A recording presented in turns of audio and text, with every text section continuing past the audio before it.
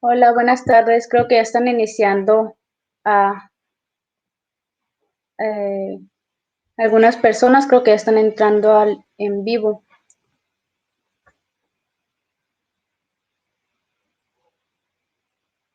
Sí, 8 personas.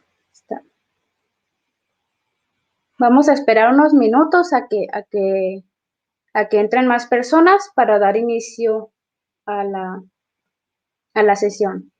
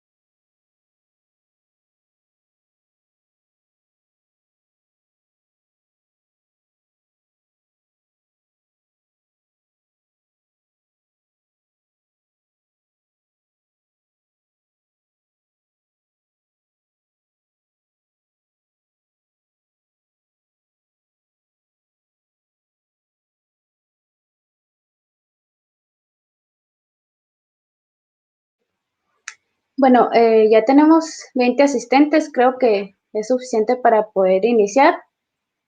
Bueno, hola, muy buenas tardes a todos. Soy Cecilia Aguilar, formo parte de Asociación Mujeres y Conservación. Por aquí también se encuentra Alba Vicente y algunas otras chicas de la asociación, Mirna, Estefanía, Sofía. Y bueno, muchas gracias por asistir a esta primera sesión mensual de Aprende de que estamos organizando, la cual tratará sobre la conservación del patrimonio paleontológico y arqueológico de México. Y bueno, primero que nada, la dinámica de esta sesión contará con 2 presentaciones de 20 minutos cada una y seguido por una sesión de preguntas y respuestas de 20 minutos también. Y bueno, conforme vayan avanzando las presentaciones, pueden ir poniendo sus preguntas en el chat para poder tenerlas listas para la sesión al final, ¿no? Y bueno, para esta primera sesión tenemos a 2 grandes invitadas. Tenemos a la maestra en ciencias Felisa Aguilar y a la doctora Guadalupe Sánchez. Bienvenidas. No sé si gusten dar unas palabras antes de iniciar con las presentaciones. Pues agradecer la invitación de estar con todas ustedes y por supuesto compartir en este caso esta charla con Guadalupe Sánchez, y por supuesto pues aprender, ¿no? Que creo que en esto estamos en todo momento. Muchas gracias. Pues muchas gracias por la invitación, ¿no? Y me da mucho gusto colaborar en todas estas iniciativas de mujeres. Entonces espero que les guste mi charla. Gracias.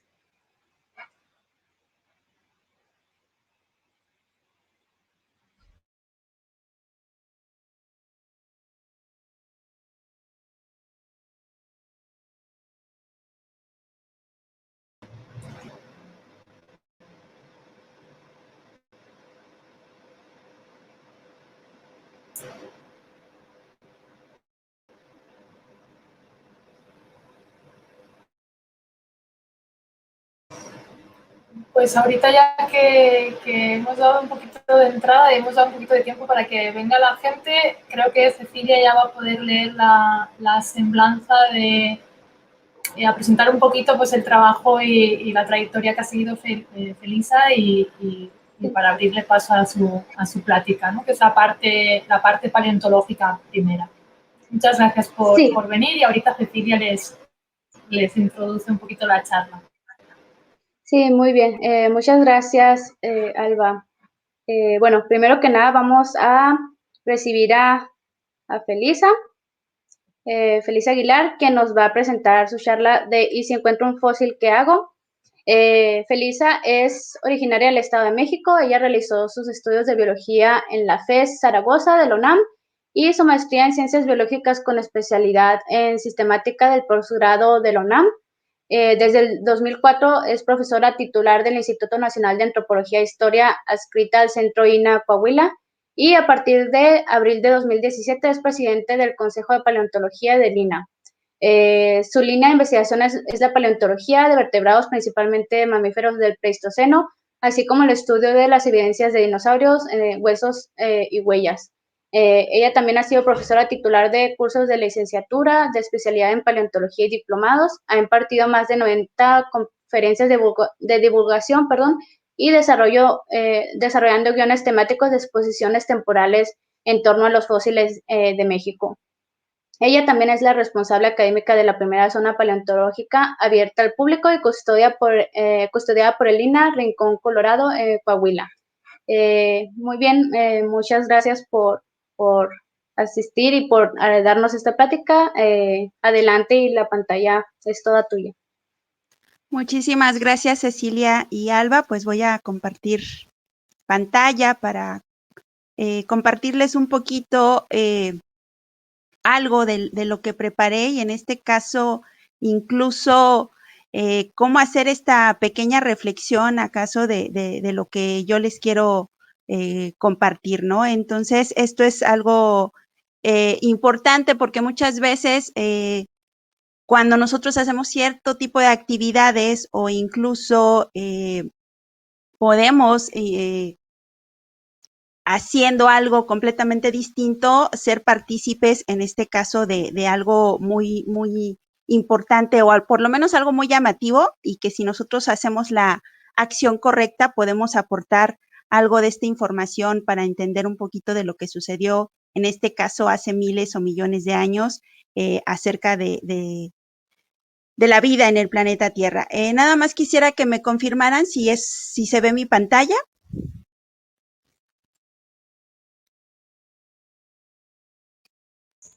Sí, sí se está viendo. Ok, perfecto. Entonces, algo que me llamó la atención y que creo que eso es importante como que resaltarlo, algo que yo leía de niña era de estos libros que nos platicaban acerca de lo que nosotros podíamos hacer si íbamos a algún lugar a la naturaleza, ¿no? A caminar, en donde nosotros podríamos estar observando la naturaleza, pero también podríamos, de aquello que nosotros quisiéramos obtener, recolectar, pues de alguna manera el llevarnos ese pequeño ejemplar a nuestra casa, ¿no? Y con eso formar una pequeña colección. E incluso, dependiendo de estos objetos que nosotros pudiéramos encontrar en esa naturaleza, nos daban pequeños tips, ¿no? De exactamente qué era lo que nosotros teníamos que observar, cómo los teníamos que reconocer cuando hacíamos estas pequeñas caminatas a lo largo de estos lindos paisajes que pudiéramos tener, que va desde que si nosotros fuéramos a una playa hasta como si fuera un bosque. Y lo interesante cuando reviso estos libros, siempre había un apartado para lo que eran rocas, minerales y fósiles. Lógicamente, pues cuando leía estos libros en mi niñez y en mi adolescencia, pues yo creo que nunca me pregunté acerca del marco jurídico o el marco legal o lo que yo tenía que hacer cuando este tipo de objetos yo podía encontrarme, ¿no? Y esto es algo muy importante, aunque estos libros siempre viene un apartado súper importante que te dice, Cuando tú vayas a un lugar a visitar, sigue los reglamentos de ese sitio. Y esto es algo muy importante que tenemos que recordar porque hoy en día hay diferentes sitios que nosotros podemos visitar y donde exactamente el impacto de nuestra visita es el que debemos hacer el menos posible. Porque al final de cuentas son sitios que están, en este caso, cumpliendo esta función de que a nosotros nos generen un bienestar, pero también el poder conservar, ¿no? Y proteger lo que ahí está. Desde sus cuestiones bióticas, como son los suelos, las rocas, así como los elementos naturales, ¿no? Y de ahí es que claramente existe un reglamento cuando nosotros visitamos estos sitios de evitar recolectar lo que a nuestro paso encontremos, porque al final de cuentas cada uno de estos elementos forma parte importante de ese ecosistema y nosotros lo que queremos seguir haciendo pues es que no nada más alguien más lo disfrute, sino que nosotros sigamos disfrutándolo en todo momento. Y hoy en día, lógicamente, ante estos cambios de lo que nosotros podíamos hacer, de motivar esta recolección con este fin, ¿no? De aprender, de realmente hacer un ejercicio de lo que nosotros venimos haciendo. Hoy en día se nos invita más bien a la observación e incluso a llevar una pequeña bitácora en donde nosotros el objeto de nuestro interés, pues nosotros lo vayamos conociendo y aprendiendo.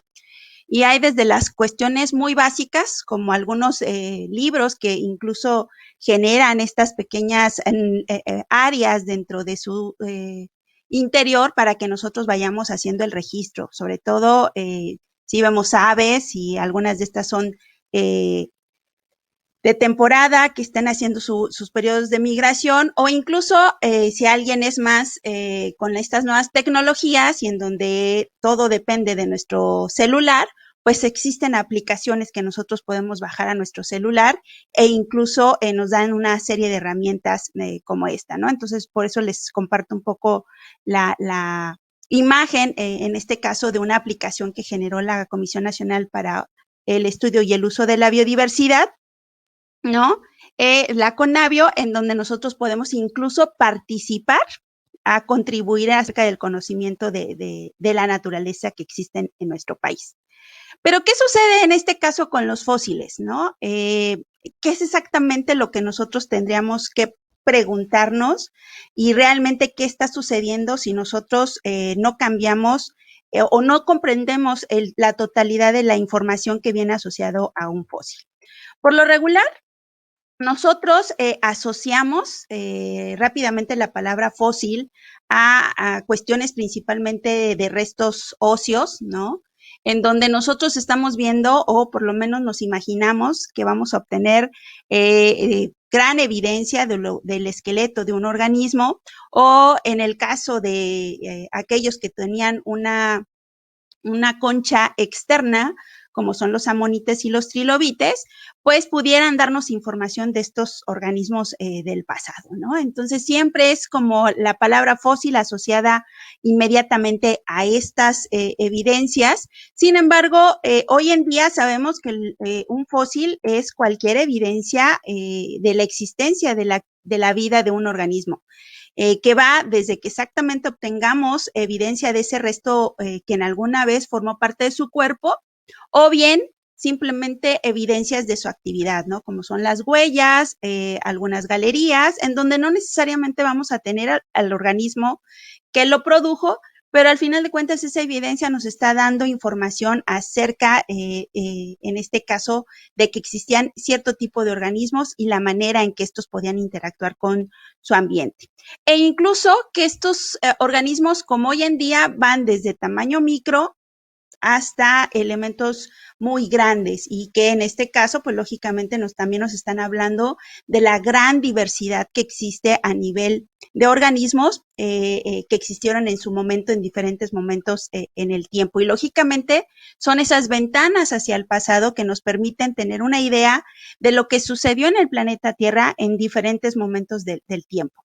Y que, bueno, lógicamente tendríamos que ver a detalle cada lugar, cada aspecto, para que nosotros pudiéramos aportar información de esto interesante. Entonces, en este caso, la disciplina de la paleontología, desde que como tal se establece para que nosotros pudiéramos estudiar a los fósiles de manera sistemática, saber exactamente qué información es la que nosotros vamos a estar registrando a la hora de la recuperación de los materiales.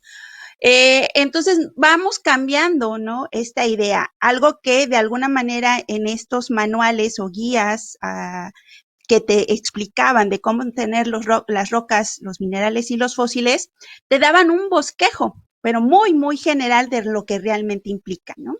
Y en este caso, cuando nosotros vemos lugares, como en este caso, aquí les estoy mostrando un ejido acá de la región sureste del estado de Coahuila, en donde nosotros es algo muy habitual, en donde la gente cuando quiere distraerse o hacer otras cosas, pues simplemente sale a caminar y pues le encanta ver qué es lo que encuentra en ese sitio.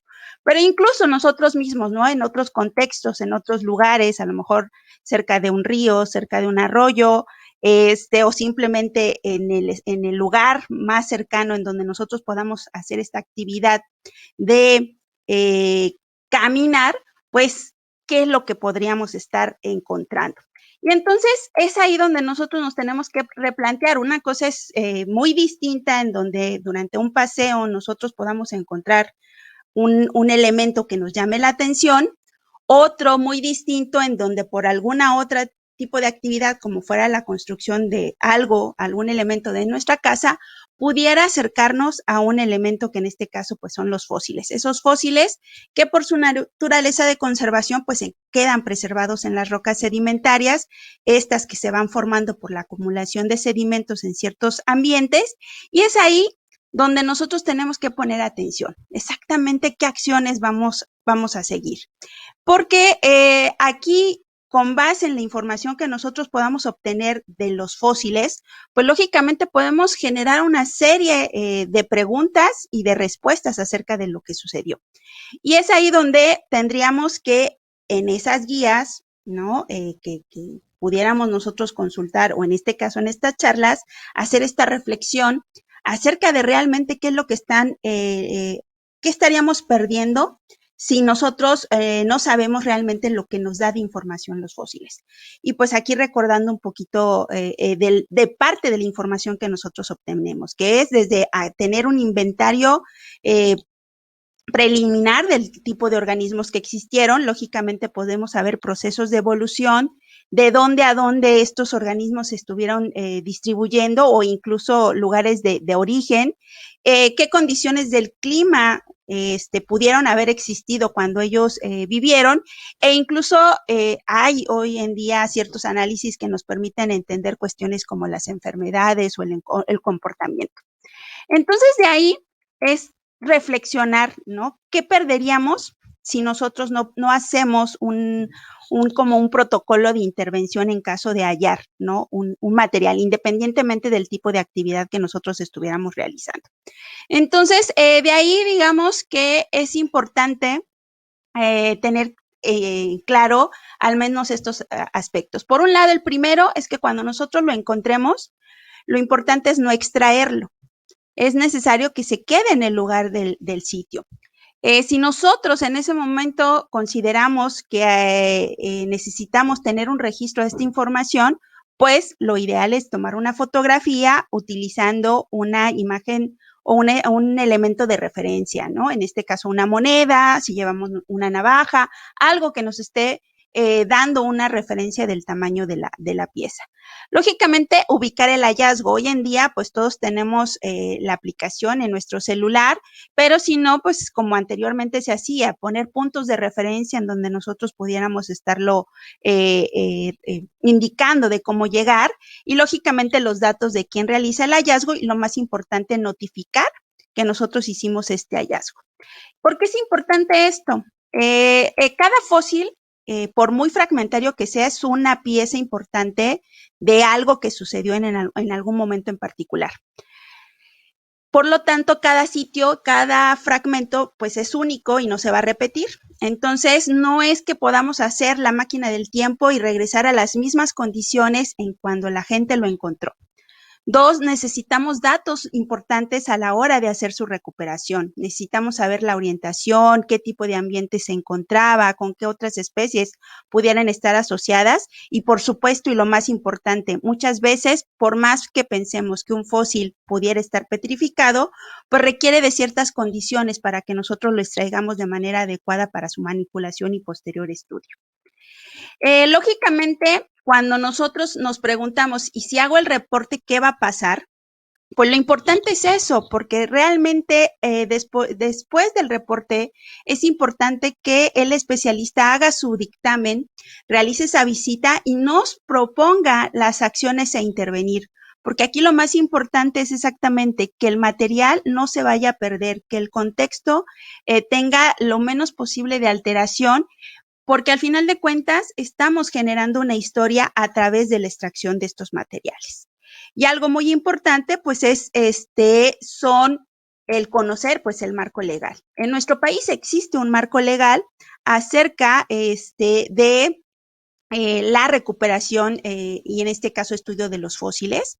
Y a partir de 1986 existe una ley que es la Ley Federal sobre Monumentos y Zonas Arqueológicos, Artísticos e Históricos, que nos marcan una serie de acciones que tenemos que hacer, en este caso, para los fósiles y sus contextos. Y eso es algo muy importante que nosotros tenemos que contemplar. Y rápidamente les muestro un ejemplo de algo que así sucedió aquí en el estado de Coahuila. Y en este caso es que de la ciudadanía nos reportaron el hallazgo inicial de una serie de vértebras que estaban expuestas por la erosión, ¿no? Y que en su momento quien lo encontró empezó a ver que por dónde pudiera seguir esta columna vertebral. Sin embargo, al ver la extensión que esta tenía, ¿no? Y que esto estaba realmente en un paquete y algo que esto es muy excepcional en este tipo de contextos, pues dijo, tengo que hacer el reporte correspondiente para ver qué es lo que se puede hacer en este lugar. Y de esta manera nosotros intervenimos, hicimos la inspección en el sitio y posterior a la visita del sitio y considerando la extensión del material, lo que se necesitaba para la liberación de este y, por supuesto, contar con el equipo profesional que nos permitiera hacer la recuperación de los materiales, pues fue que se estableció el proyecto de investigación y el equipo de trabajo. Y al ser un rescate que por las condiciones, si bien las más expuestas eran estas vértebras, considerando la pendiente y la forma en que estábamos encontrando material disperso, nosotros indicamos que dadas las condiciones del material, en una nueva temporada de lluvia, estos elementos se podrían haber perdido y lógicamente pues no sabríamos de esta columna vertebral hasta que nuevamente estos elementos comenzaran a erosionarse. Entonces, de esta manera sometimos el proyecto de rescate en aquel entonces al Consejo de Arqueología y una vez teniendo la autorización, realizamos la excavación correspondiente. ¿Y qué fue lo interesante? Que pues recuperamos 6 metros, ¿no? De parte de la columna vertebral de, en este caso, de un dinosaurio pico de pato, pero no nada más fue la columna, la cual realmente ya teníamos ubicada, sino que conforme fuimos liberando el contexto, encontramos más material asociado. Y aquí es lo más importante, exactamente, qué saber qué fue lo que sucedió ahí para que encontráramos uno de los esqueletos, en este caso una cola articulada que nos va a dar mucha información acerca de la anatomía de esta área en particular de estos picos de pato, pero además otros elementos acerca de su anatomía, ¿no? Exactamente por qué esas condiciones permitieron que esos elementos del esqueleto se quedaran ahí preservados. Es decir, tenemos una escena que recrear a partir de esas evidencias. Y pero lo más importante, y creo que eso es algo que siempre es importante enfatizar, los materiales requieren de un lugar de resguardo adecuado. Y en este caso, que puedan exhibirse y compartirse estos hallazgos con la comunidad. Y en este caso, gracias a toda la gestión que se hizo con el municipio, en este caso que fue el municipio de General Cepeda, aquí en el estado de Coahuila, pues hicimos el espacio adecuado donde ustedes pueden contemplar como tal los materiales recuperados. Lógicamente, el estudio de estos y por la calidad de preservación y lo que implica su preparación, pues todavía está en proceso de estudio y ojalá muy pronto podamos compartir con ustedes más información que en general para este tipo de dinosaurios pues se consideraba fragmentada porque no teníamos más que pedazos del rompecabezas. Hoy en día pudimos contribuir gracias en este caso al reporte adecuado de este hallazgo, pues a una adecuada intervención y que hoy en día lo estemos estudiando. Y entonces, así como este ejemplo, podríamos citar varios, existen en la historia de la paleontología en nuestro país, diferentes hallazgos de gran relevancia, producto exactamente de estos hallazgos fortuitos, no nada más durante un caminar en algún lugar, sino incluso durante la construcción de algo que pueda suceder en mi casa, ¿no? Y entonces eso es lo importante, que reflexionemos acerca de lo que podemos hacer y en este caso, pues, tomar en cuenta que eso es lo importante. Tenemos que tener una idea de lo que nosotros podemos hacer como ciudadanos cuando tenemos estos materiales y tenemos la oportunidad de interactuar con ellos. Pues muchísimas gracias.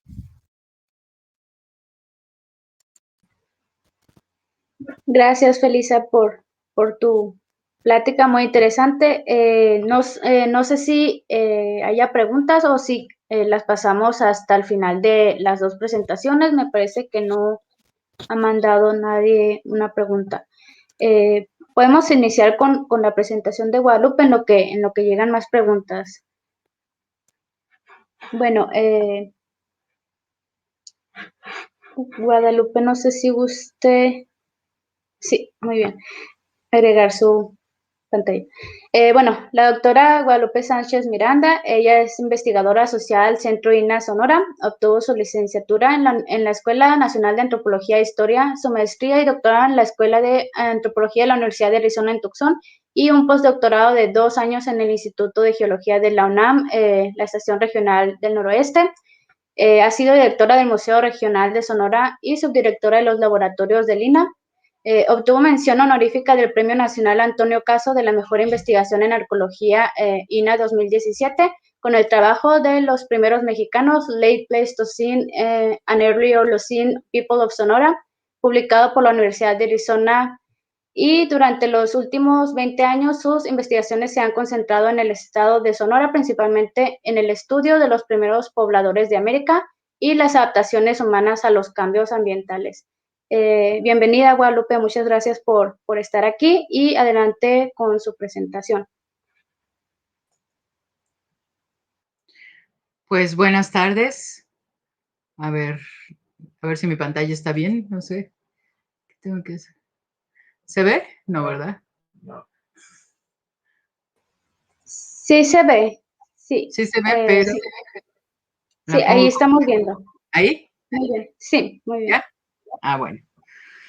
Bueno, pues muy buenas tardes a todos. Me da mucho gusto dar esta presentación aquí con ustedes.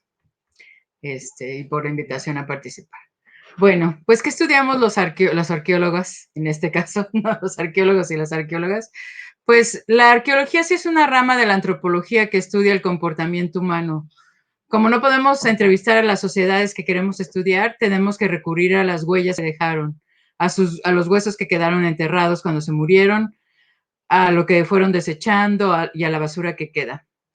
Pero nuestras preguntas siempre van a ser antropológicas. Queremos saber qué comían, cómo se organizaban, con quién convivían, en qué creían, ¿no? Y eso lo logramos haciendo excavaciones arqueológicas, ya que es la única forma de saber qué pasó con estas sociedades que ya no existen. Y como esta caricatura de aquí, que la hizo un amigo muy querido de nosotros, se puede ver cómo sería una excavación, ¿no? Más o menos, de que hay gente haciendo diferentes cosas, escribiendo la tierra, ¿no? Otros escribiendo, otros tomando fotografías, y así es más o menos como sería una excavación arqueológica. Bueno, aquí hay una excavación real, que eso es lo que también se estaría haciendo de aquí de Sonora. Bueno, pues la arqueología necesita de otras ciencias para responder preguntas. Por ejemplo, es muy importante hacer estudios interdisciplinarios, más ahora, ya en este siglo, porque porque se necesita de las ciencias de la tierra, ya sea de suelos, palinología, dataciones, diferentes técnicas para ver la composición de los objetos, ¿no? Como fluorescencia, un microscopio de barrido. También se necesita de ADN antiguo para cada vez saber más, ¿no? Para no tener esta idea romántica de que solamente excavas y te encuentras así todo perfecto, ¿no? Porque realmente lo que pasa es que te encuentras pedazos de muchas cosas y mucha basura. Y en algún momento, ya que Feliz habló de la paleontología, llega a existir la paleontología y la arqueología. Por eso yo creo que en el INAH sigue estando la paleontología dentro del INAH, porque a lo menos de los primeros pobladores que llegaron a México, sí conocieron a los animales que ahora están extintos. No. Entonces, ¿cómo se supo? O sea, por mucho tiempo no se sabía exactamente cuándo los humanos llegaron a las Américas, pero en 1929 fue cuando se pudo saber, porque se encontró una punta de proyectil, como la que está aquí, Folsom, asociada a restos de un bisonte que ya se había extinguido, ¿no? Y entonces eso fue como el primer tip que tuvimos, ¿no? Que tuvieron los arqueólogos de que los humanos sí conocieron a los animales del Pleistoceno, que ya no existen. Y bueno, sigue habiendo muy pocos sitios de este tipo que tienen fósiles en las Américas, ¿no? Fósiles con herramientas, ¿no? Pero aquí en Sonora hay uno de estos sitios, que es el sitio Fin del Mundo, que se encontró también restos de un gonfoterio, que es como un proboscidio o un paquidermo, ¿no? Del Pleistoceno, asociado a herramientas, ¿no? Y en cierto sentido, aquí va a empezar la preservación, porque le pusimos al sitio El Fin del Mundo un poco para preservar el sitio, ¿no? Para no ponerle el nombre de un rancho. Generalmente a todos los sitios les ponemos nombre de un rancho cuando los encontramos, pero aquí quisimos ponerle ese nombre para que nadie supiera dónde estaba, ¿no? Que hay una forma de preservarlo. Bueno, en Sonora hay varios grupos de coleccionistas que buscan estas puntas de los primeros pobladores, y más es porque son bonitas. Si ustedes ven estas puntas que les estoy enseñando aquí, son preciosas, ¿no?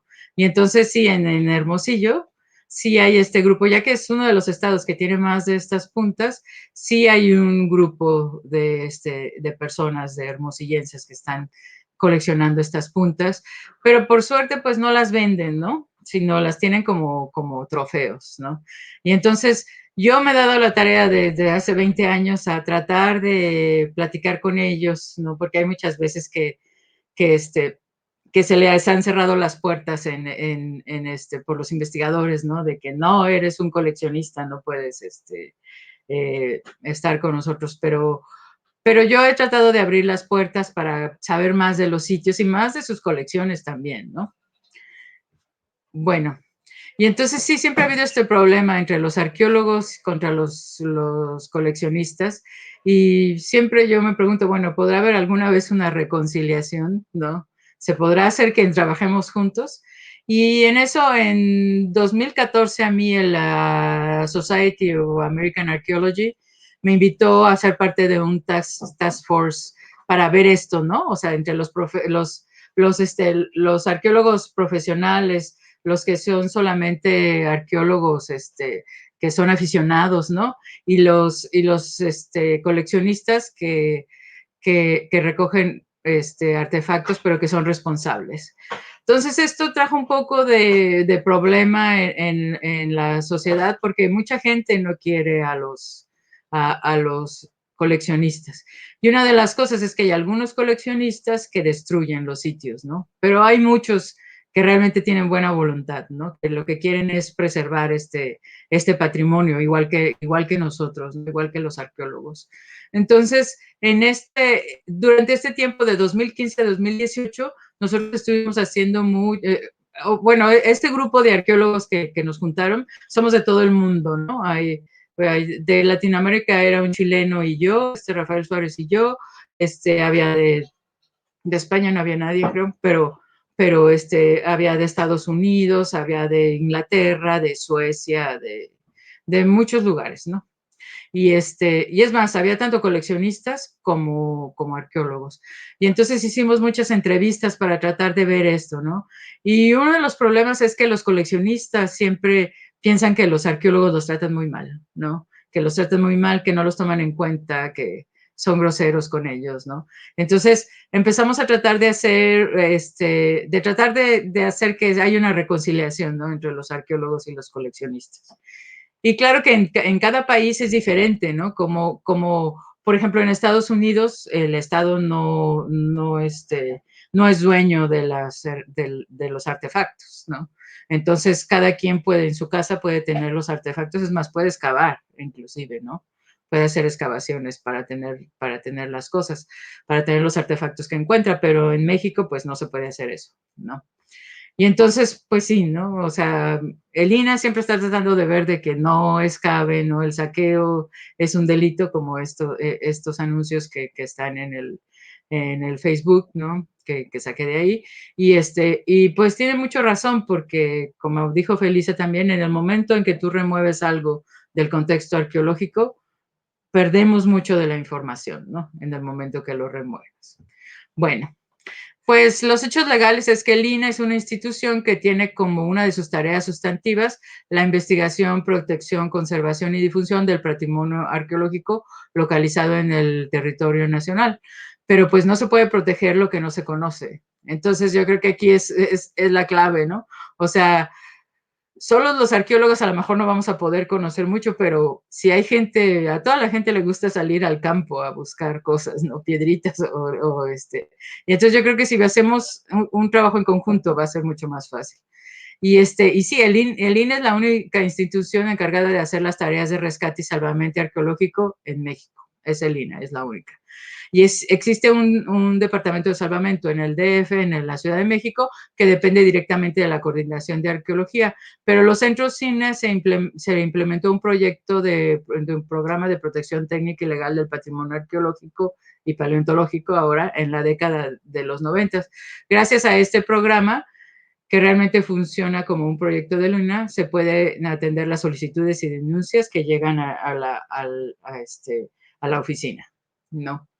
Entonces, en el estado de Sonora, pues este programa ya lleva más de 3 décadas y pues sí, hay que ir a ver los sitios, hay que hacer varias cosas, ¿no? Y entonces, por ejemplo, aquí puse, ¿qué hace este programa de protección del patrimonio? Pues hace de todo, ¿no? Llegan solicitudes de que van a hacer de que van a hacer algo de que van a poner un poste de luz, o entonces se tiene que mandar a arqueólogos a que vayan a ver.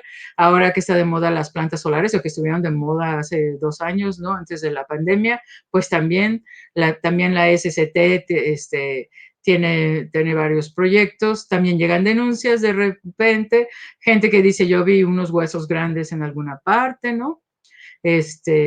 Y pues siempre hay programas de obras de la CFE, es lo que más se hace, es lo que hace el INAH cuando trata de hacer este rescate del patrimonio. Y pues igual no hay muchas solicitudes también de campos agrícolas, por ejemplo, y de mineras, ¿no? En lo que se ha hecho, por ejemplo, en los últimos 4 o 5 años en el 34 de estas denuncias, ¿no? Se han hecho, o es más, antes de la pandemia se hicieron muchas más, unas 50 o 60. Entonces, ¿cómo es la cadena operativa de cuando hay una denuncia? Entonces, lo más importante, yo creo que nosotros, para que podamos preservar este patrimonio arqueológico, es avisarle a los municipios, a la CFE, al CCT, a CAPUFE, a todos, de que tienen que avisar al INAH cuando van a hacer alguna obra, para que se pueda hacer primero la investigación arqueológica. Entonces, de la denuncia, pues se busca en el gabinete si hay sitios arqueológicos, se busca en el registro de sitios que tenemos en el centro INAH de Sonora para saber, luego se va al campo y luego se hace un rescate en caso de que sea de corta duración, cuando es solicitud de una obra, de una inspección de obra, entonces igual se hace una búsqueda de gabinete para saber si hay sitios registrados en esa zona, se hace la inspección del campo, se ve la magnitud del proyecto y entonces ya se plantea un proyecto de salvamento. Por ejemplo, hace poco hubo este proyecto del gasoducto que pasó por todo Sonora, como cortando de norte a sur todo Sonora, y pues se excavaron más de 100 sitios y se registraron como 300 sitios, ¿no?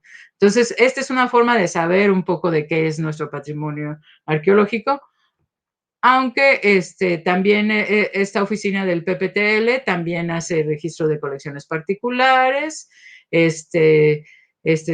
trata de ver que no destruyan los sitios con algunos de los municipios, también hace registros de las colecciones, por ejemplo, en el Museo de la Universidad de Sonora, que han estado haciendo eso los últimos 2 años, y pues también ver con los coleccionistas, ¿no? De las puntas de proyectil en Hermosillo y en Quino. Y también se hacen peritajes a las aduanas, como no sé si vieron hoy en el periódico, pero que la aduana regresó 250 piezas de alguien de 2 o 3 diferentes particulares que estaban tratando de sacarlas del país. Bueno, entonces además de hacer esto, pues otra cosa que hacemos los arqueólogos es hacer proyectos de investigación para conocer áreas en específico.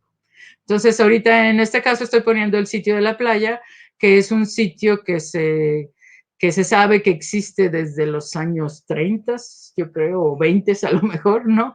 Y está en este abanico aluvial del Cerro Boquillas, muy cerca de Trincheras. Y pues si tú lo ves así como con esa foto del Google, pues no se ve mucho, pero cuando te vas acercando, se está muy erosionado hasta ahí cerca de Trincheras, ¿no? Y son más de 10 kilómetros con restos de ocupación de más de 13,000 años. Entonces, la única forma de conocer un sitio es estar ahí mucho tiempo para ir viendo, ¿no? Entonces, por ejemplo, de ese abanico aluvial que parecía que no había nada, pues hay miles de entierros, hornos, muchas cosas que les voy a enseñar poco a poco, inclusive fauna del Pleistoceno, ¿no? Aquí hay una muela de mamut, una defensa, una tortuga también, ¿no? Entre otros de los animales que hay. También hay muy buenos restos de suelos de que se puede saber la transición del Pleistoceno al Holoceno, como este suelo rojo que es del Pleistoceno. También se pudo sacar para conocer el medio ambiente muestras de polen, que aquí está Tanairi Gámez de la UAS hizo los estudios del polen para su tesis, ¿no? Y eso pues es importante para saber qué ha pasado, ¿no? Qué tanto ha cambiado la vegetación en el tiempo, ¿no?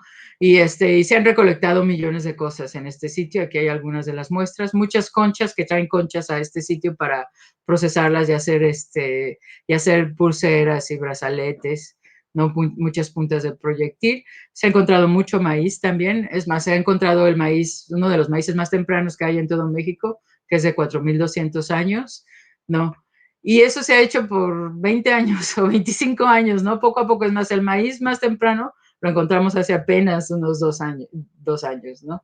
Porque hemos estado excavando todos estos hornos, que son hornos donde cocinaban, pues, tanto plantas como animales, y hasta que pudimos encontrar, gracias a todos los estudios de los suelos, pudimos encontrar dónde excavar un horno que tuviera este maíz temprano, ¿no?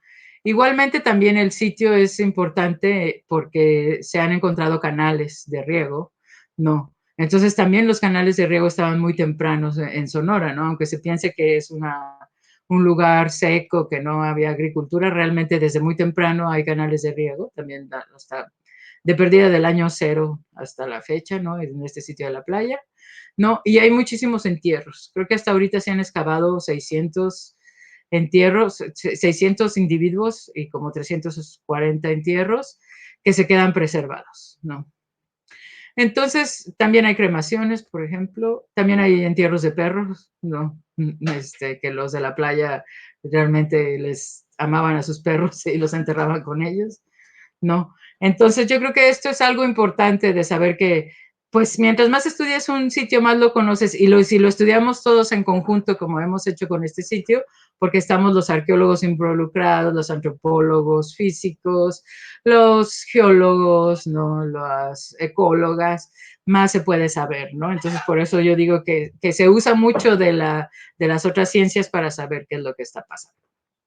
Bueno, otra área que es importante es la sensibilidad y el respeto en los sitios, porque pues son parte de la historia de alguien y la historia de los ancestros siempre es importante para alguien. Entonces yo digo, en este caso voy a poner un ejemplo de los Comcac, que los Comcac en su historia oral y en sus cantos arcaicos siempre relatan, o sea, de los cantos más poderosos que tienen son de los que hablan de los gigantes, que para ellos era gente grande, fuerte y algunas veces violenta, con poderes supernaturales. Y los primeros Comcac coexistieron con los gigantes, según su historia oral, ¿no? Hasta que desaparecen del mundo.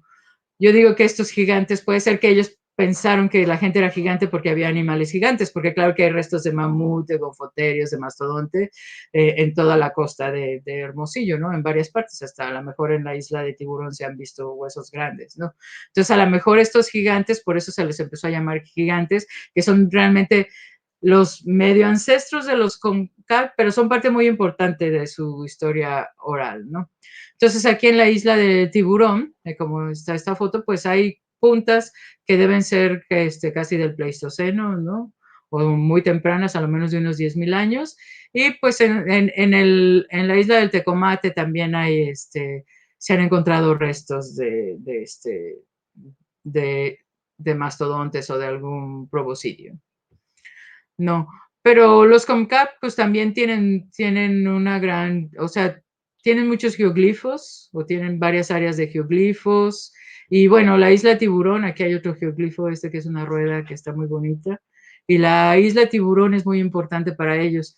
Entonces yo creo que una de las cosas es que hay que tener respeto, ¿no? A la gente. No puedes nada más llegar y decir, como soy arqueólogo y soy de Lina, vengo a, o soy investigador, voy a venir a destruir los contextos, o a lo menos a estudiarlos, porque les tienes que pedir permiso y hacer que sean parte de ellos, ¿no? Porque yo creo que mientras más hagamos que la gente sea parte de de los sitios, pues más vamos a poder protegerlos, ¿no? Y entonces, pues, ¿qué es lo malo de hacer? Pues esta foto lo dice todo, ¿no? Remover el contexto que le quita todo el significado por completo. Y como en esta casa, ¿no? Que pusieron todos los petrograbados que estaban en algún sitio, que eso es algo que pues nunca se debería hacer, ¿no? Y pues bueno, yo creo que eso es algo que tenemos que ver y que yo creo que tenemos que trabajar juntos, ¿no? Para poder todos cooperar con esta historia, no solamente los investigadores. Y por ejemplo, en Sonora solamente hay, si queremos realmente conocer, si queremos proteger, tenemos que conocer. Entonces, en Sonora solamente hay 15 o 20 arqueólogos trabajando durante la mayoría del año, en contraste con el Arizona State Museum. El Arizona estima que hay 1,200 arqueólogos de tiempo completo, ¿no? En Arizona, no. Y Sonora tiene un área de 184,933 kilómetros cuadrados. Arizona es 40% más grande que Sonora, tiene un área de 295,253 kilómetros cuadrados, lo que equivale a un arqueólogo por cada 246 metros cuadrados, mientras en Sonora tenemos un arqueólogo por cada 1,233 kilómetros cuadrados. Entonces, por eso Sonora solamente tiene 3,500 sitios registrados y Arizona tiene 50,000 sitios registrados. Y claro que parte de eso es el dinero que invierte el gobierno de México en esto, que solamente invierte un 3% del dinero que tiene para arqueología. Pero yo creo que eso es algo que tenemos que ver cómo hacerle, porque nosotros los arqueólogos trabajamos como locos y tenemos que ver cómo involucrar a estos coleccionistas, a esta gente muy interesada en el patrimonio, para que podamos en verdad preservar los sitios. Gracias.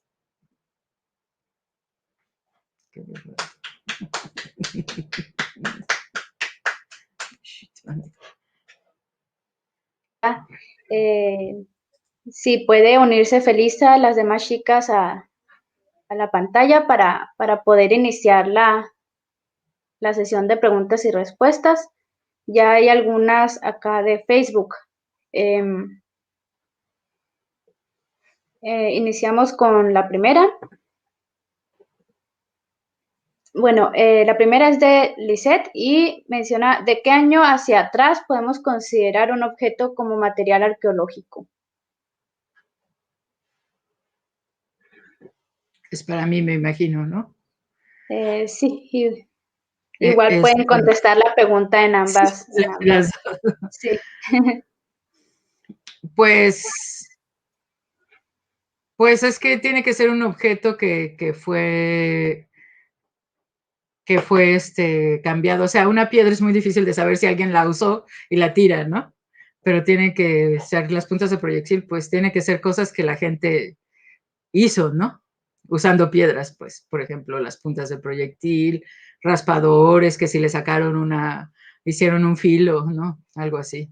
Entonces eso, pero en México, o sea, las fechas más tempranas que hay de humanos en México son de 13,500 años antes del presente.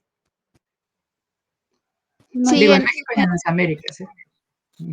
Sí, nada más para abonar en la respuesta, exactamente, para considerarlo como material arqueológico es lógicamente demostrar que tiene este uso por parte de las sociedades humanas.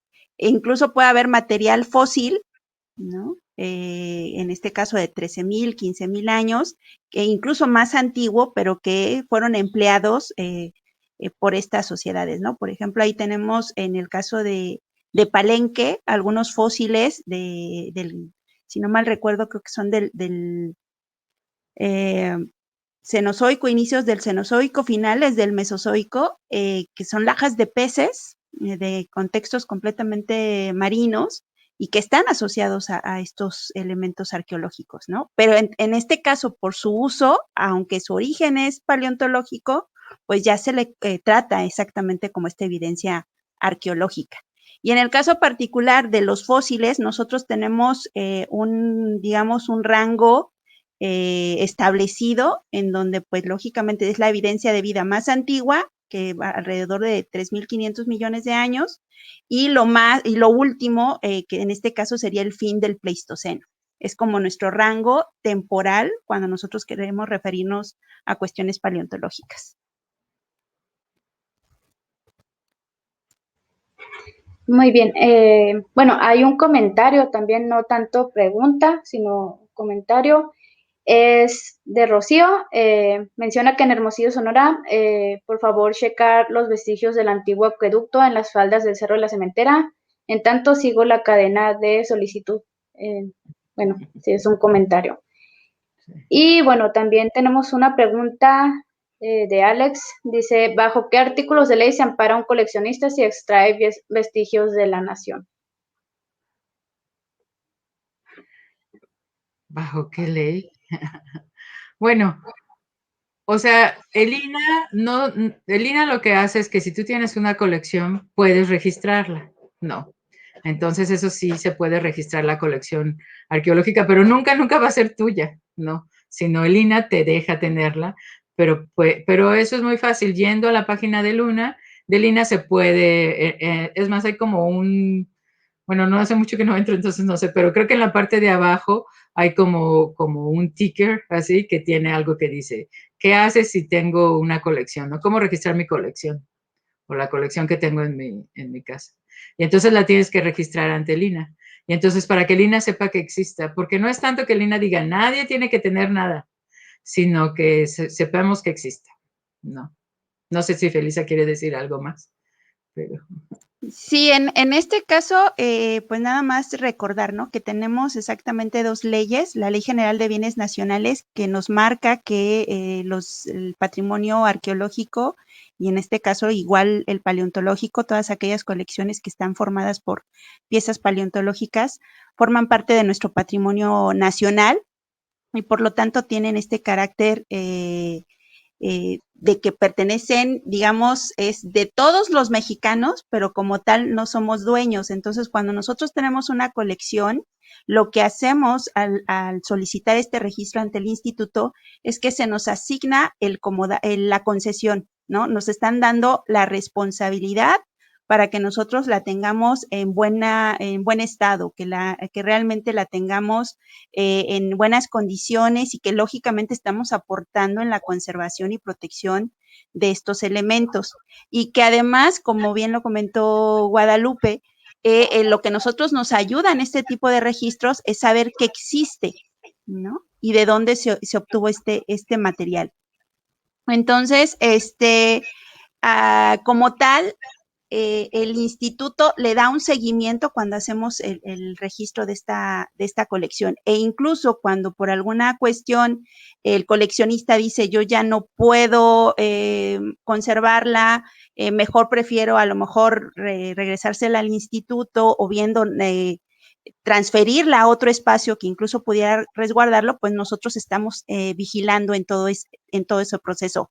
O incluso si esa persona considera que debe de permanecer en su familia, pues a través de una sucesión testamentaria lo puede manifestar, ¿no? Y sigue custodiándose, pasándose esa custodia entre la misma familia, pero con esa responsabilidad, ¿no? Están custodiando como tal. De acuerdo con la Ley Federal sobre Monumentos y Zonas Arqueológicos, Artísticos e Históricos, la recuperación de material va con fines de investigación. Entonces, por lo tanto, no es que, pues yo quiero ir a salir a buscar material sin ese objetivo. Y creo que eso es algo que nosotros tenemos que ir viendo ante la necesidad de más bien buscar estas redes de colaboración entre los investigadores y la sociedad, ¿no? Entonces, esto es algo que sí tendríamos que invitarlos a que revisen esta situación, y si tienen su colección, ahí, como lo comentó Guadalupe, en la página del INAH principal, o incluso hay una que es tramitesina.gov.mx, donde pueden ver el trámite correspondiente para qué quiero hacer si tengo una colección arqueológica o incluso paleontológica.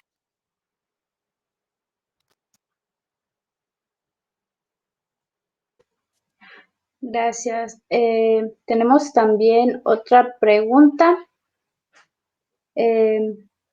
Mencionan los hallazgos en el nuevo aeropuerto de Santa Lucía en la Ciudad de México fueron terminados los estudios para continuar los trabajos del nuevo aeropuerto. ¿Por qué no? Porque por lo visto son hallazgos importantísimos. ¿Quién? Felisa. Yo no sé mucho de... Bueno, en este caso, para comentarles, las obras del aeropuerto, igual como lo marca nuestra ley, cuando hay cualquier intervención, y como lo comentó Guadalupe, cuando hay alguna intervención sobre la construcción de una infraestructura, ya se me hace gasoducto, una instalación de una línea eléctrica, o en este caso la construcción de un aeropuerto, exactamente se sigue el mismo procedimiento. Se hace la revisión acerca de lo que pudiera encontrarse a nivel de patrimonio, y lógicamente se plantea un proyecto de investigación, en este caso bajo la modalidad de lo que es un salvamento, que es decir, que está determinado por el tipo de obra y el tiempo en el cual ésta se tiene que desarrollar. Entonces, en el caso de Santa Lucía, el salvamento arqueológico ha estado desde que esta obra se consideró de construcción.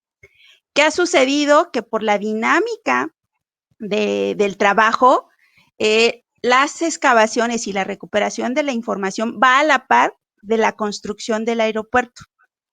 Entonces, no es aquí, en el trabajo ideal de un salvamento es primero se hace el salvamento y después la construcción. En este caso no, en este caso se está haciendo de manera paralela, lo cual implica también un reto, ¿no? Porque es ahora sí que la coordinación entre quienes están ejecutando la obra más a quienes están ejecutando la recuperación del material, y pues ahí en estos casos es algo que también nos replantea una serie de formas para la intervención, en este caso coordinada, para no nada más es obtener lo que va saliendo, ¿no? Sino toda la información asociada en este tipo de contextos, y como ustedes lo han visto en las notas, cada hallazgo pues sigue sumándose y esto se seguirá haciendo hasta que termine la obra del aeropuerto. Y además están haciendo un museo, ¿no? Que yo creo que va a quedar muy bonito.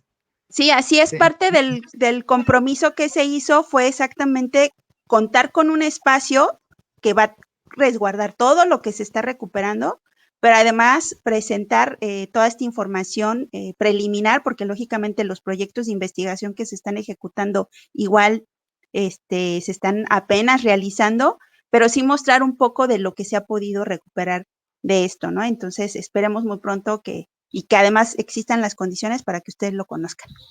Pero ahí está, ¿eh? Gracias, Felisa. Tenemos una pregunta anónima. ¿Cómo se debe solicitar un proyecto para reportar fósiles en una ANP?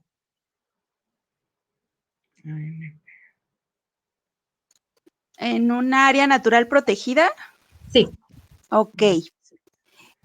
Bueno, en principio, son dos trámites que se tienen que hacer. Por un lado, quien va a realizar el proyecto de investigación para los fósiles tiene que presentar el proyecto al Consejo de Paleontología. De hecho, recientemente, el 15 de diciembre, se publicaron nuestros lineamientos para la investigación de los vestigios y restos fósiles de interés paleontológico. Entonces, yo los invito a que busquen en la Normateca del INAH, y ahorita les pongo el link para que vean de qué forma tienen que presentar este proyecto de investigación. Y en este caso es realmente lo que busca el consejo, es que realmente quien ejecute el proyecto pues tenga todo lo necesario para llevar a cabo bien estas labores, ¿no? Que va desde contar con el presupuesto, contar con el personal, pero lo más importante es saber cuál va a ser el área de resguardo de estos materiales, ¿no? Porque eso es algo muy importante, saber exactamente dónde va a quedar depositado el material.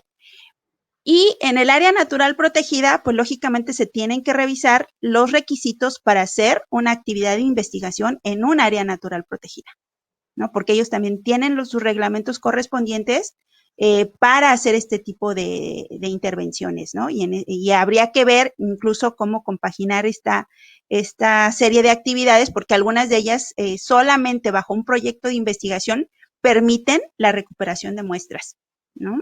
Entonces sí es necesario que se revisen los requisitos en ambas instancias, ¿no? Por un lado en el Consejo de Paleontología y por otro lado en el área natural protegida.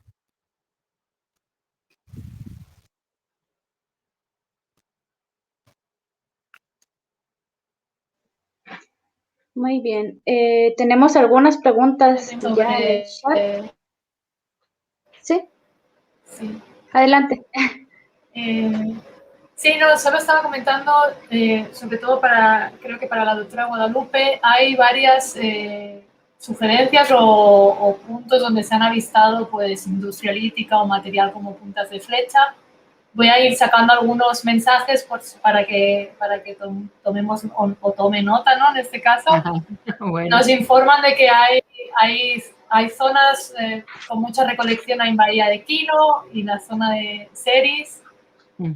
También nos informan, a ver, en la antigua cementera, en el Cerro de la Cementera, que sí ya lo hemos comentado.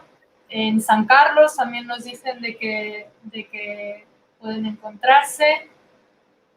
Hay otro comentario de Leonardo que nos dice que se registra la mesa de Mazocova, que se han encontrado puntas de proyectil también. No sé si estos los tienen localizados. Creo que esto evidencia mucho esa red de colaboración, ¿no? Que se debe crear ciudadana un poco, porque todos parece que saben dónde hay puntas de flecha, ¿no? Eso es interesante. Y creo, no sé si alguno más que nos avisen de zonas.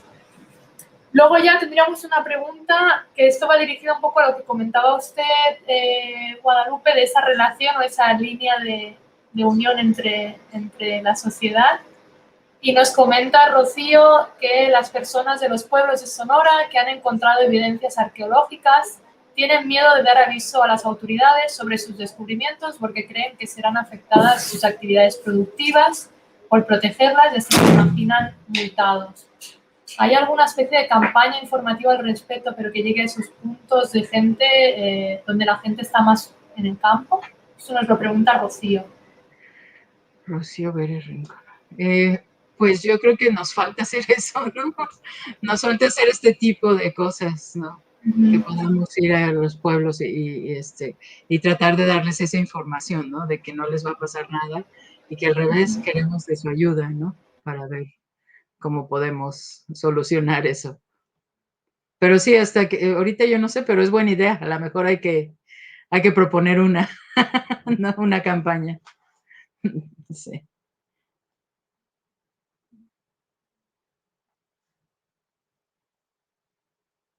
Aquí creo que tenemos otra de Leonardo que nos pregunta si existe alguna forma de proteger las zonas de petrograbados y pinturas del sur del Mosillo. La actividad humana cada vez es más cercana a ellas y ya se han perdido varias bajo grafitis. Esto me recuerda un poco al trabajo que se hizo ya en La Pintada, ¿no? Que se recuperaron mucho material, pero supongo que esta tónica de grafitear material pues es habitual, ¿no? No sé si nos podría explicar un poquito.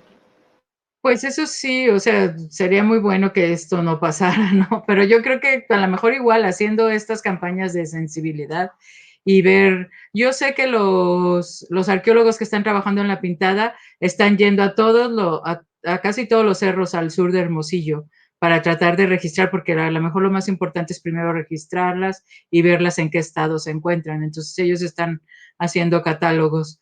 Pero pues después de eso, a lo mejor, o sea, ahorita que es tan común tener chats como estas, ¿no? Yo creo que eso es algo que se debería de hacer, ¿no? De tratar de ver cómo hacerle para la gente que sabe dónde están, hacer una campaña de un sábado o un domingo para ir a verlas y luego ver cómo se van a poder conservar. Ahora sí, traer a la gente de conservación y hacerlo.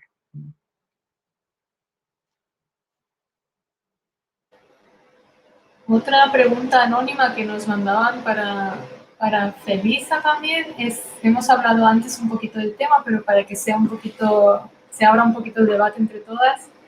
En el caso de los estudiantes que van al cerro, tanto en casos de geología, etcétera, que van a estudiar fósiles, ¿cuál sería la recomendación? Ya que pues, lo ideal es que no se los lleven a casa, ¿no?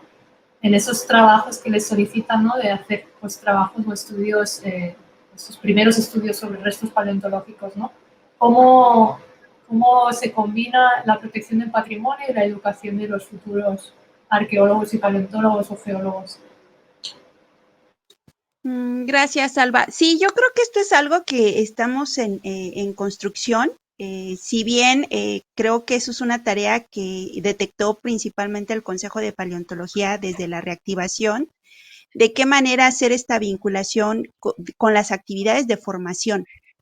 Porque si nosotros revisamos, hay varias profesiones que en algún momento dan geología o paleontología y en donde debe haber algún módulo en donde se enseña la parte de los fósiles, ¿no? Y de cómo diferenciarle los tipos de roca y posiblemente, y me parece, y aquí recordando un estudio que hizo una compañera de generación en la carrera de biología, ella hizo en su momento todo lo que implicaba las actividades de educación en la afectación de los ecosistemas y en donde los principales depredadores somos los estudiantes cuando hacemos nuestras prácticas, ¿no? Porque en ese proceso de enseñanza, pues lógicamente hay veces que no tomamos en consideración varios factores en donde podemos recolectar, o sea, en este caso estamos sobre recolectando algo,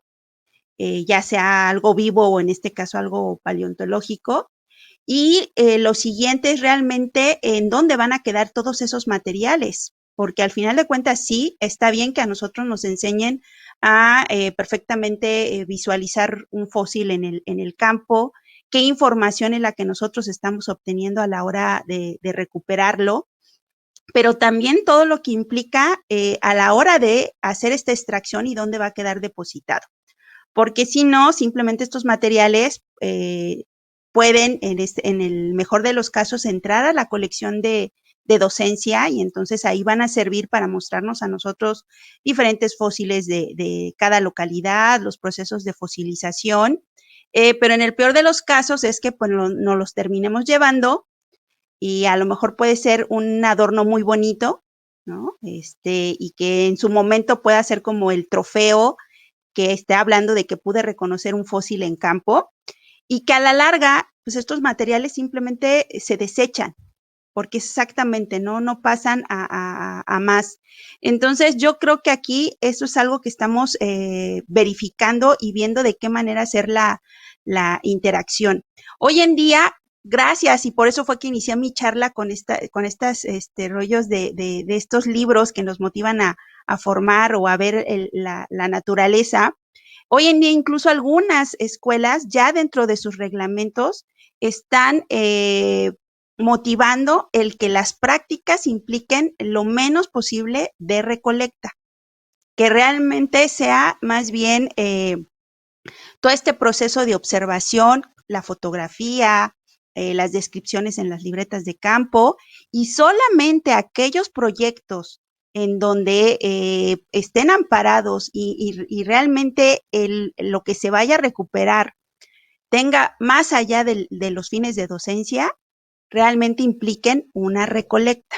Entonces, eso es, por lo menos en la UNAM, es lo que ya ahorita están fomentando, y yo espero que también en otras instituciones se haga, ¿no? Pero eso es algo que en este momento está trabajando el Consejo de Paleontología, y yo invitaría a estas nuevas generaciones que pues se minimicen esto, ¿no? Porque a la larga podemos nosotros mismos afectar estos sitios, ¿no? Y que no nos vean como exactamente los causantes y con esta justificación de que estábamos aprendiendo.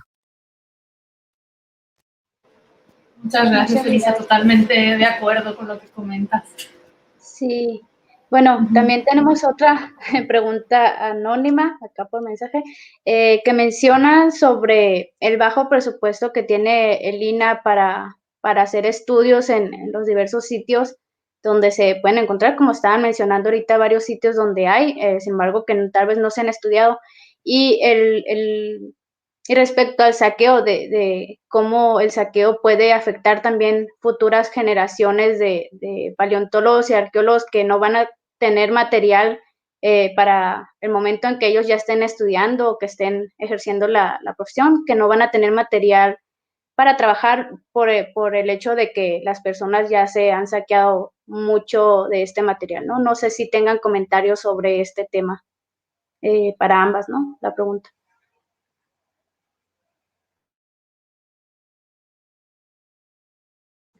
Está en mute, creo, Guadalupe. Ya vi. Bueno, yo creo que una de las cosas que hay que pensar es que, pues, es esta destrucción que se puede hacer con los saqueos hace que perdamos mucha de la información que se pueda tener en un futuro. Por ejemplo, hay muchos sitios en la zona de Mimbres, del Valle de Mimbres en Nuevo México, y casi todos los sitios están saqueados. Entonces nunca se ha podido excavar un cuarto por completo, porque como hacen muy bonitas vasijas, todos están saqueados, ¿no? Entonces eso es algo que sí podría pasar en un futuro, ¿no? Que no podamos explicar cosas por culpa de este saqueo, y que en algunas partes es peor. O sea, aquí en Sonora no tenemos así monumentos esplendorosos bueno, están muy bonitos para mí, pero digo, pero no hay pirámides, pero de todas formas, en esos lugares donde hay pirámides y donde hay muchos, en la zona maya, pues el saqueo está buenísimo, ¿no? O sea, ese sí está, porque las ollas las pueden vender muy caras, los artefactos, todo eso. Entonces yo creo que eso, pues al final se sigue destruyendo, pero yo creo que al final, pues tanto afecta a los que quieren estudiarlo como nuestra historia, ¿no? Y la historia de los que los está afectando más directamente, como de los mayas de ahora, ¿no? Que ya van a perder esa parte de la historia.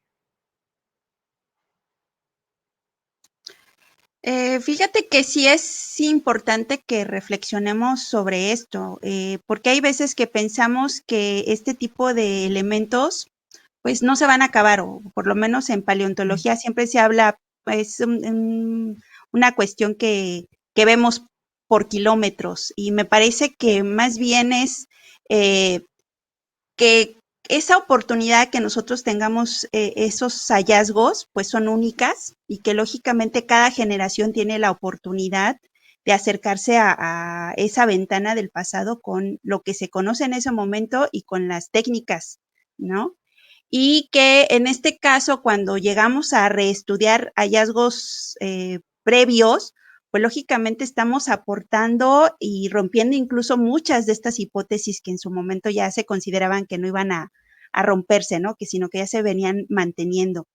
Entonces, creo que en este sentido, los fósiles también son como objeto, como esta cuestión de llevarse un tesoro de la naturaleza, una joya petrificada, también es muy llamativa para este tipo de cuestiones, pero me parece que lo que están privilegiando es una cuestión estética y no del conocimiento que nosotros estamos generando.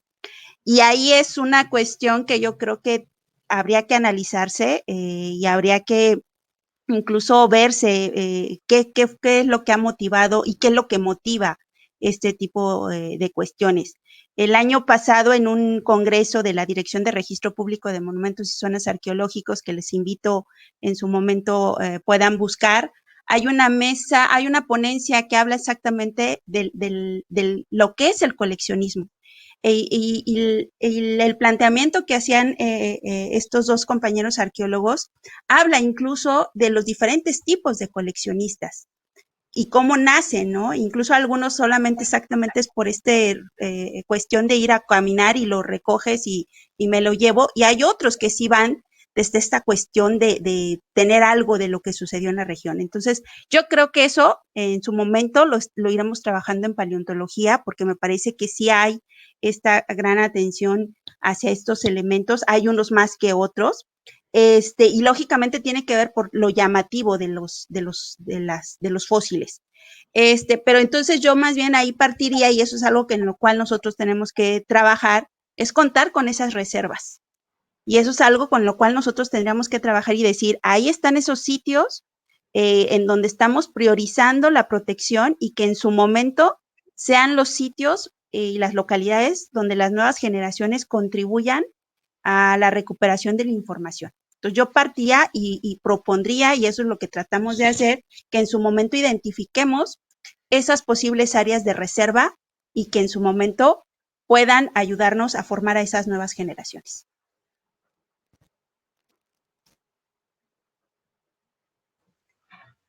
Muchas gracias, Felisa. Creo que esas son todas las preguntas. Muchas gracias a ambas por acompañarnos y darnos esta información tan valiosa. Mirna. Creo que hay una última pregunta de Leonardo. Aquí la pongo. Sí. Bueno, Leonardo pregunta, muchos llaman colección a una simple acumulación de objetos, pero ¿qué implica una verdadera colección?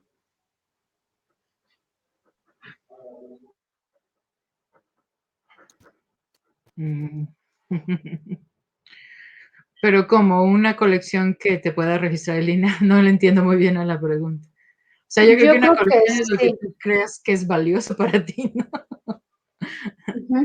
Okay. Si te gusta coleccionar piedras de una forma, pues es. Sí, tal vez sí se refiere a lo que comenta de una colección que sea válida para INAH, tal vez. Pues para el INAH, casi las colecciones arqueológicas son las que más, son las que se pueden registrar, y yo creo que las colecciones históricas que sean como cosas de 1920 en adelante, creo que el INAH rara vez las registra. Esas son más como cosas de la familia. No, pero antes de esa fecha, sí son colecciones. No sé, Felisa, qué diga, pero. Bueno, creo que, yo le doy otra lectura a la pregunta y en este caso es más bien que reflexionemos qué implica esta acción de la colección y que lo que muchas veces llamamos realmente, o por lo menos en términos académicos y científicos, cuando nosotros armamos estas colecciones científicas, es realmente la evidencia tangible de lo que nosotros estamos proponiendo, ¿no? Y en donde cualquier investigador pueda corroborar lo que nosotros estamos proponiendo en una investigación académica, porque al final de cuentas abrimos ese debate acerca de lo que estamos proponiendo y lógicamente pueden venir nuevas miradas a reanalizarlo y es por eso que en su momento en esta construcción, si bien en algún momento nada más era una acumulación de elementos por algún criterio, terminó formalizándose en donde además la información asociada del contexto es muy importante y que ahí se va dando la pauta para estas colecciones científicas. Y donde ahí es muy importante todo este proceso de cambio de cómo estamos viendo de analizar un elemento, en este caso ya sea arqueológico o paleontológico. Y por eso les digo, a lo mejor el proceso y lo que nosotros llamamos de coleccionismo y el coleccionista tendría que analizarse y a lo mejor podría incluso proponerse otro nombre, ¿no? Porque exactamente si nos vamos a las raíces básicas, pues solamente es una acumulación de objetos, llámese algún criterio, algún elemento que él definió y que puede decirse yo soy un coleccionista de estos elementos, pero me parece que cuando estamos hablando de estas cuestiones arqueológicas y paleontológicas, donde la información es muy importante porque estamos generando conocimiento, tendríamos que replantear estos elementos de que ellos mismos vayan a buscar, ¿no? Y me parece que eso es algo que en su momento se buscó parar, dado el proceso de pérdida de información. Entonces, pero eso es un proceso que creo que tiene décadas analizándose y más bien tendríamos que volver a verlo y ahora con estas nuevas formas de ver la información asociada a los elementos, replantear estas reflexiones. Esa sería mi interpretación de la pregunta. Muy bien, sí, muchas gracias por sus respuestas y por habernos compartido esta información tan valiosa. Y a todos los asistentes, muchas gracias por acompañarnos también. No sé si Mirna, Alba quieran comentar algo más. Yo agradecer la participación de ambas. Creo que es una charla muy, muy necesaria y creo que abre mucho el debate y la reflexión también sobre la gente que va al cerro, ¿no?